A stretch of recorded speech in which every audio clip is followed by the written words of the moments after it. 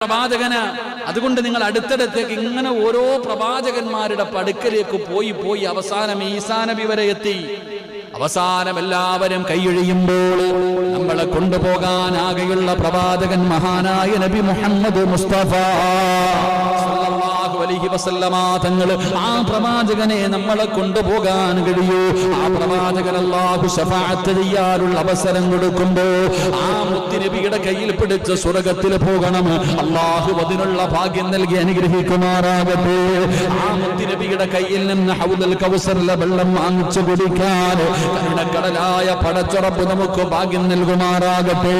അതുകൊണ്ട് എന്റെ പ്രിയമുള്ള സഹോദരങ്ങളെ, അല്ലാഹുവിന്റെ പ്രവാചകൻ സല്ലല്ലാഹു അലൈഹി വസല്ലമ തങ്ങൾ ലോകത്തിന്റെ നേതാവ് അവിടെന്ന് പറയുകയാണ്. അതാ ഒന്നാമതായി കടന്നു വന്ന സഹാബിയെ നോക്കിയിട്ട് അല്ലാഹുവിന്റെ പ്രവാചകൻ അവിടെന്ന് പറഞ്ഞു, അബ്ശിറൂ ബിൽ ജന്നാ